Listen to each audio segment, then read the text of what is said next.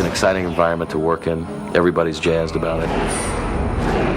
The special effects themselves are amazing. They said, "Do you mind being a lizard?" And I said, "No." Roll, please.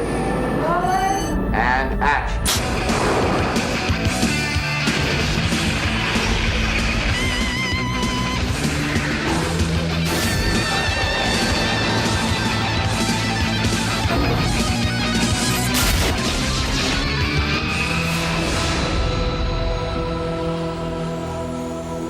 For nearly 30 years, since a certain starship first took us to imaginative new worlds, science fiction dramatic series have been an important part of television history.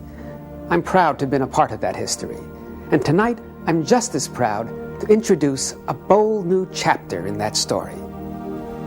It's an exciting, uniquely different series that could forever change the way you look at science fiction television. But don't take my word for it. Judge for yourself as we take you behind the scenes. We'll show you groundbreaking special effects and new, breathtaking achievements in makeup, sets, and costumes. You'll meet the composer, the producers, the cast, and the top science fiction writers who have combined their talents to create this fantastic new vision of the future. I'm Walter Koenig. Welcome to the making of Babylon 5.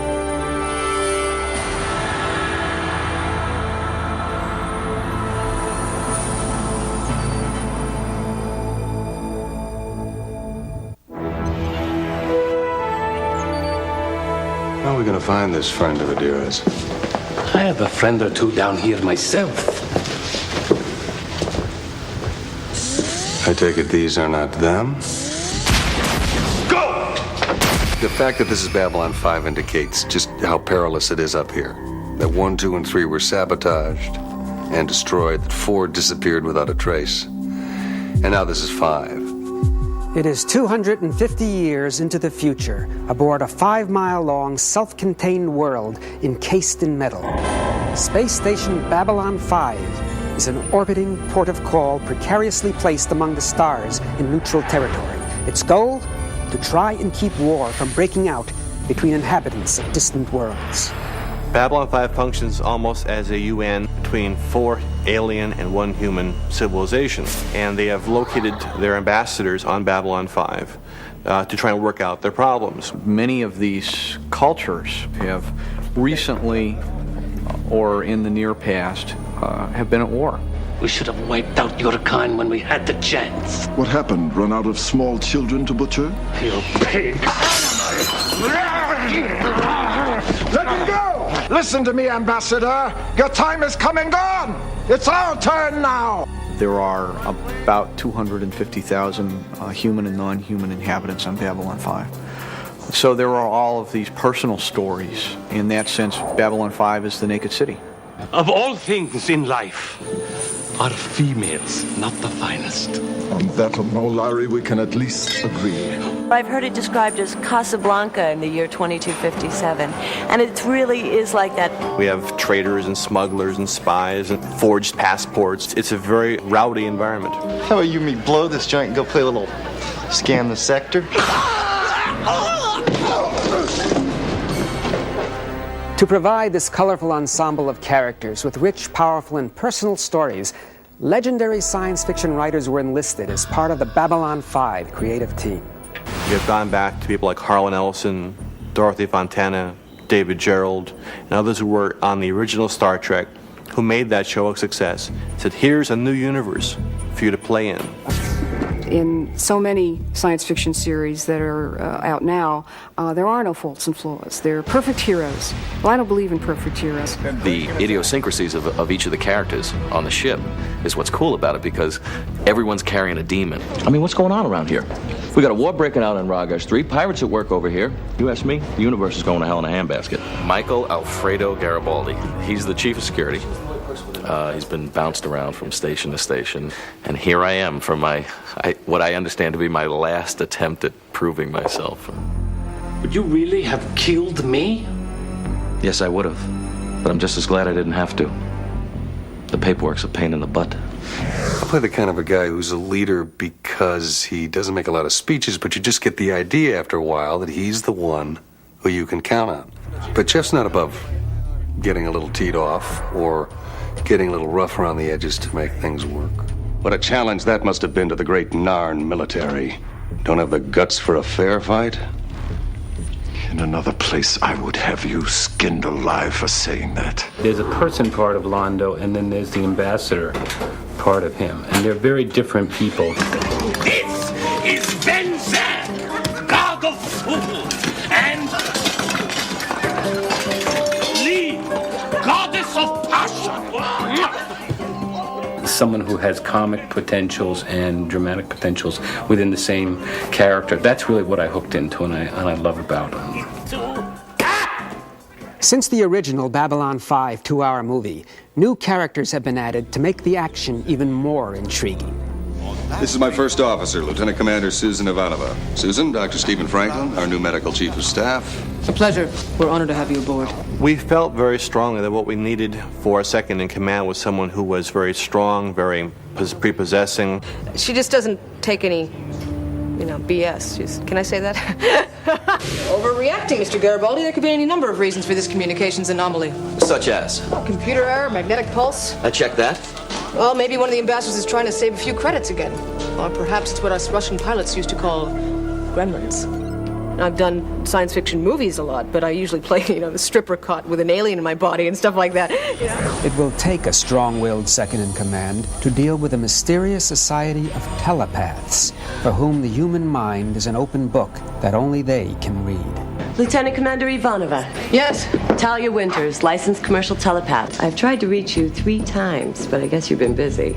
I figured I'd try the direct approach. Your diligence is commendable. Anything else? No, I just... Then you'll excuse me, but I'm in the middle of 15 things, all of them annoying. Thank you for coming by. It's a very scary organization when you figure that there's this one group of people who can tell what everybody's doing. Oh, I'm sorry.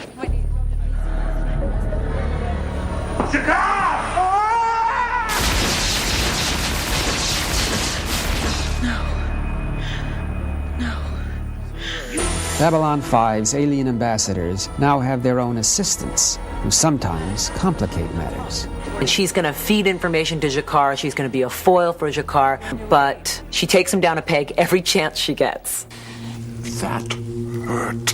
Ambassador, it was the only way to disable the pain givers. And you didn't enjoy it in the least. I didn't say that.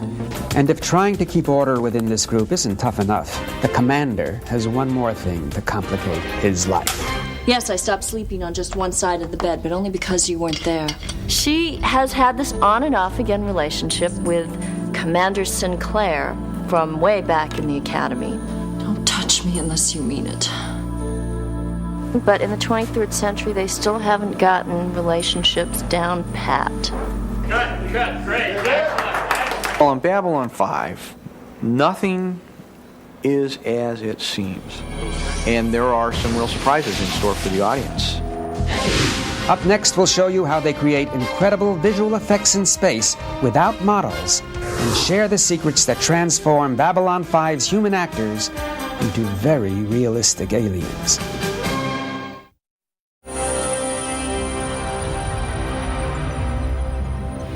Since movie making began and on through the 1980s, science fiction motion pictures and TV series have used what was then state-of-the-art technology to create fantastic new worlds, starships, and space battles. The process required motion control cameras, intricate models, and thousands of hours to create sequences that lasted only a few moments on the screen. For their time, they were revolutionary.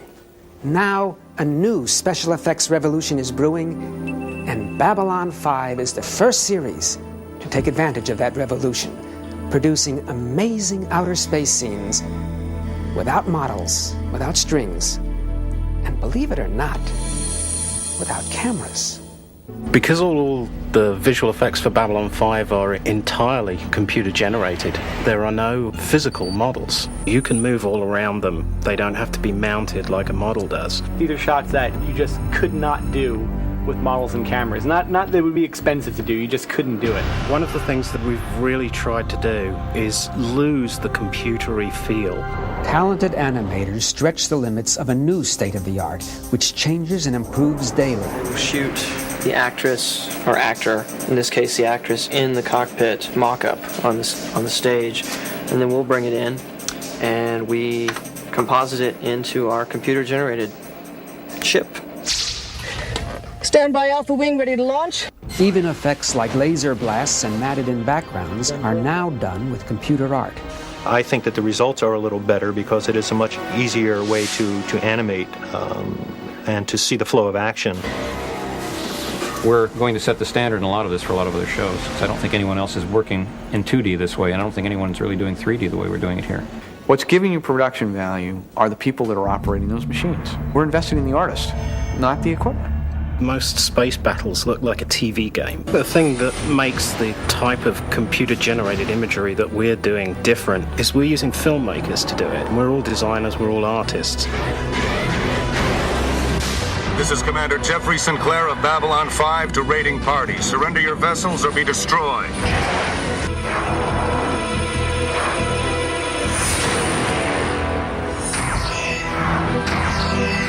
We really wanted to create a more colourful looking universe. Gotcha. That sense of rich, multi-layered textures extends to every aspect of Babylon 5's production. For instance, set design is critical to creating the dramatic mood and believability that thousands of people actually live out here in space. We try to get the idea that this is a place where people are living. It's a lived-in look. Things are used. Things are constantly under a state of repair. Basically we have about 16 standing sets. Those sets can become 38, sometimes 42, depending on the different dressing. This set is the central corridor, and this is one of our favorite sets because it becomes other sets as well. And sometimes in the same day, we have to change this set over, like in 45 minutes. And so what happens is all these walls and stuff and these panels open up, and there's a whole other set waiting behind these walls. Also, the moody lighting, we're not lighting up everybody's faces. We don't want that kind of soap opera lighting. We've really come around with the whole lighting comes from the objects that are in the room. We have created in what was an old assembly plant a new world of magic. This place is marvelous. The original Enterprise was an interesting ship. I think this is an interesting space station.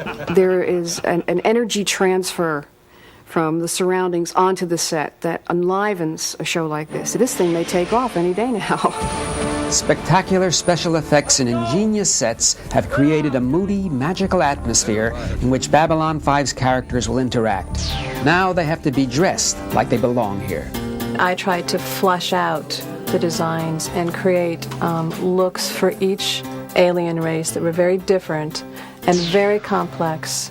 Lots of layers, lots of detail. And so with each layer that you put on, you're putting on your character.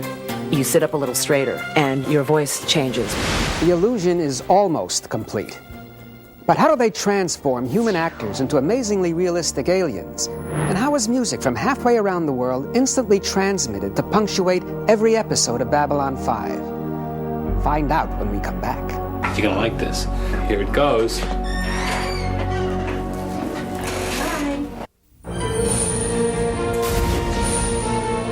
When it comes to creating realistic alien beings to inhabit Babylon 5's bold new universe, state-of-the-art takes on a whole new meaning. Combining modern wizardry with ancient crafts, special effects makeup designers and artists turn their imaginations into creatures we've yet to meet. Yeah, basically, every skin has to be hand-painted. There's really no way to speed it up. These are also good with a little brown sugar and maple syrup in the morning. The finished prosthetic masks, custom-made for each actor, are then painstakingly applied. The startling close-up result of this labor is well worth it. When I look at myself and I have those red contacts in, I really see a reptile standing in front of me. This is an important guy to be nice to. Unless you like your nose on upside down. Each creation starts with a sketch, a small clay rendering, or even a 3D computer model. Some of Babylon 5's aliens are actually a combination of full-body makeup and mechanical animatronics. This is Negrath, and he's the underworld boss. And these are the servo motors that control Negrath's head back and forth and side to side. And this is Russ Johnson here. And Russ actually plays Negrath, and his head, his eyesight is actually right here. You wish to buy? Yes. After shooting is completed for each episode, the scenes have to be edited together.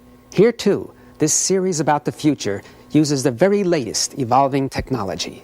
Babylon 5 is assembled in a supercomputer. Our editing facilities are state-of-the-art. Our audio facilities are state-of-the-art. All of this stuff adds up to being able to offer our producers and our directors choices. We can make changes. We can pull up different takes. 3 years ago, we wouldn't have been able to do this. What these allow you to do is spend more time in the creative process and less time in the mechanical process. Even the unearthly musical score is achieved with futuristic global electronics, created and linked instantaneously from opposite sides of our homeworld. I'm here in California. The orchestra is back in Berlin. They can use the latest technology, which connects me here to my studio back in Berlin through 6 digital telephone lines. Let's redo the section where we have the French horns. Today I write the music in my computer with my light pen, and then I hear it in the next second. Sometimes I think of myself as a sonic painter instead of a composer.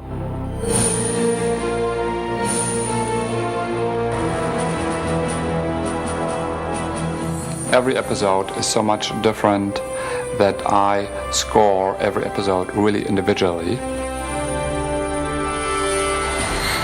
Up next, some very personal reactions to Babylon 5 from the people who work and play here. I said, is there ever going to be a woman for Garibaldi in the first season? No. I was like, great, I quit. I hope you've enjoyed this backstage look at the creation of a science fiction legend in the making. You know, apart from the fascinating characters, incredible special effects, makeup, costumes, and music, there's one more thing that really separates this show from anything else around. Its sense of fun. I can show you my favorite thing in the whole universe. Okay, my second favorite thing in the universe. Very often science fiction shows have a sense of being deadly serious about them. There are things in our show that are fall down funny. The sex organs of Centaurs are much overused, I have suspect. Whereas the commander doesn't get much of a break at all. Oh, well, that perked you up, didn't it? The sex life of Centaurs. Stay tuned. They're very playful on this show. That's one thing I adore. I was delighted to personally experience the genuine warmth, camaraderie, and enthusiasm of the Babylon 5 cast, crew, artists, producers, and writers. So delighted that before I knew it, I became a part of it and signed on board for a very different role in an episode that airs late in February. Just 50 quarters to search. Good. That should help narrow it down. Anatomically impossible, Mr. Garibaldi. But you're welcome to try. Anytime. Anywhere. I'm Walter Koenig. Thanks for joining me for this inside look at the making of Babylon 5. Cut. Very nice.